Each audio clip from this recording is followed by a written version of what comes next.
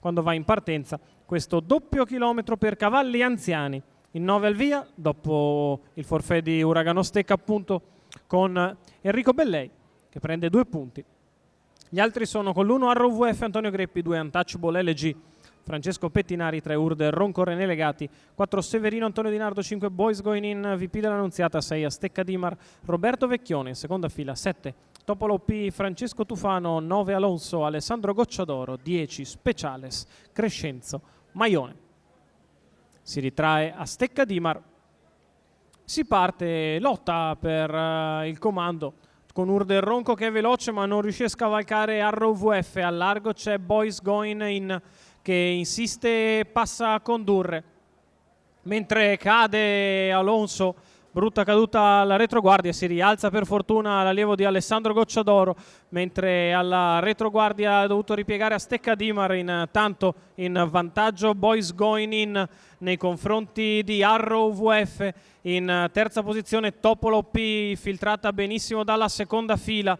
In quarta c'è Ur del Ronco a precedere Speciales che avanza al largo, Severino che era rimasto allo scoperto ha ora una schiena ed è in seconda pariglia. Alla retroguardia Untouchable LG con Francesco Pettinari, con a destra Astecca Dimar e Roberto Vecchione. 38 per i primi 400 metri di corsa, i 600 passati in 46,6.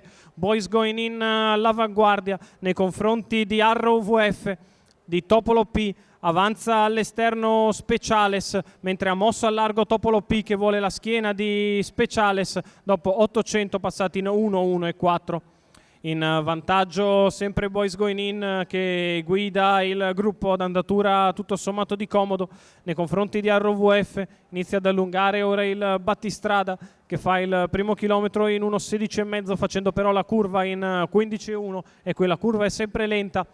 Seconda posizione c'è Arrow VF, a largo Speciales, in pariglia Topolo P, lungo la corda Urde Ronco, poi ancora Severino e Astecca Dimar, mentre finisce squalificato Untouchable LG.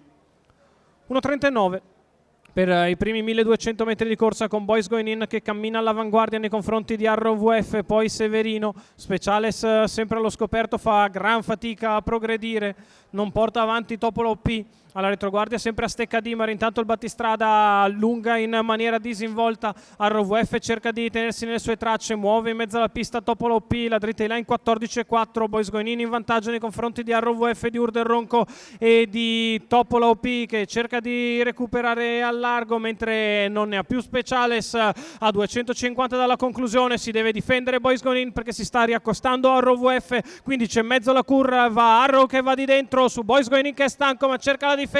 In vantaggio Boys Going In, arriva Arrow VF di dentro, al largo Topolo P e Urde Ronco, in vantaggio Boys Going In. Boys Going In che si difende fino in fondo da Arrow VF, poi ancora Topolo P e Urde Ronco finiti probabilmente nell'ordine.